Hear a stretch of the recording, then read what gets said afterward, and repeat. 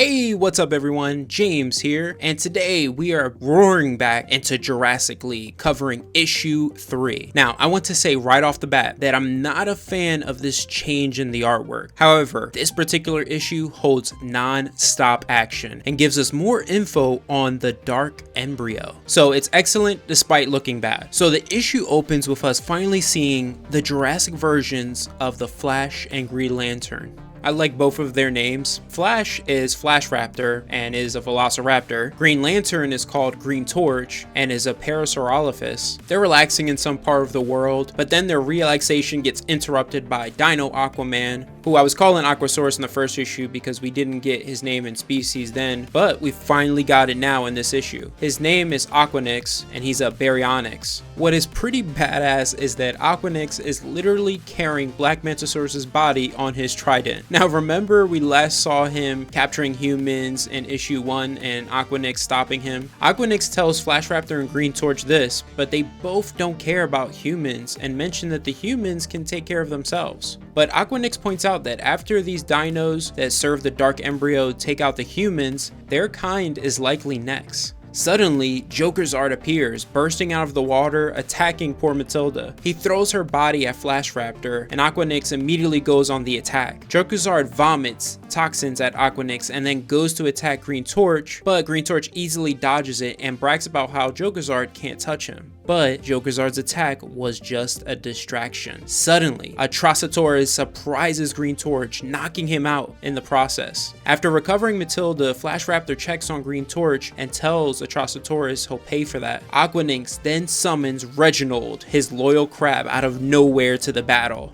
And I love that the writer is playing on that popular Reginald Crab meme, you know, the crab who only shows up on alternating Tuesdays. Anyways, Reginald wraps his claws around the neck of Atrocitosaurus, and Flash Raptor goes to attack Jokerzard, but his attack is interrupted by Reverse Slash, saying, "I can see your moves because I'm just as fast as you." This battle is insane. Jokerzard leaps toward Aquanix and Atrocitosaurus rips off Reginald's arm. Aquanix punches Jokerzard in the face, but Atrocitosaurus uses Reginald's arm as a club and bashes him in the face, saying, "Once we're done with you three, all the small beasts here will be ours." From there, we go to the outskirts of Metropolis with the Trinity facing off against Giganta and Bronze Taro. Supersort tells them that he doesn't want to hurt them and offers them a deal that if they release his friends and family, then he'll let them go free. But Giganta and Bronze Taro just mock him and drop his family and the people of Metropolis over the cliff, telling him if he loves the small beast so much,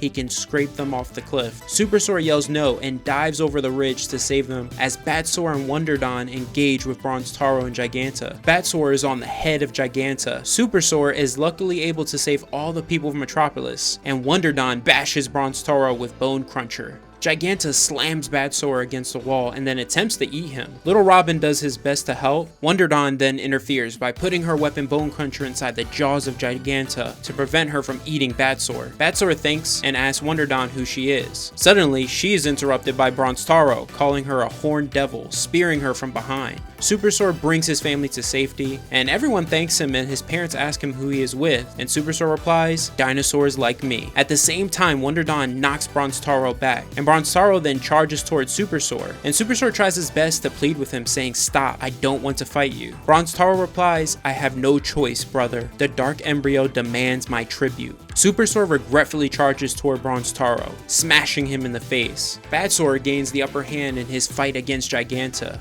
He's on her back, choking her with his bat rope. He interrogates her, asking what are they doing with the small beasts. His goal is to find a connection between them and the tree of small beasts in Jokerzard's cave. When Giganta refuses to answer, Batsaur flips and pushes her over the cliff. After defeating Bronze Taro, Supersort and Wonderdon race to Batsaur just in case he may need help. However, once they reach him, they find Giganta holding onto the cliff as Batsaur interrogates her. When she refuses to answer his question again, he slams this rock on her hands, forcing her to release her grip and fall from the cliff. Supersort drops Bronze Taro and dives over the ridge to save her. What's funny here is that Batsor in his inner monologue calls Supersor a guano and says the fall wouldn't have killed Giganta. He was just trying to scare answers out of her, which is such a classic Batman tactic. Batsor picks up a boulder and goes to try to interrogate an unconscious Bronze Taro. I love when Wonder Dawn brings up this fact. Batsor just says, then this will wake him up. Wonder Dawn tells Batsor that the battle is over and informs him that she has a way of making them talk without causing pain. And Batsor reluctantly drops the boulder, but makes it clear to Wonder Dawn that those who destroy must be brought to justice in his world. It's the only way to survive. Now, giving us a break from the action, we get a bit of an info dump on this dark embryo. As Supersor returns with Giganta, Wonder Dawn reveals her lasso of truth and wraps it around Bronze Taro and begins to question. She asks Bronze Taro, who do you serve and who is the dark embryo? Bronze Taro explains that he comes from another place like theirs, that the dark embryo feeds on flesh and energy of other creatures, that it has fed on other worlds before coming here. It goes from planet to planet, sucking some dry and enslaving others. It picks the strongest beings in the world to serve as its generals. This world will be its final meal before it hatches. Suddenly Giganta interrupts, roaring traitor. Then she wraps her jaws around Bronze Taro, saying there's no stopping the dark embryo.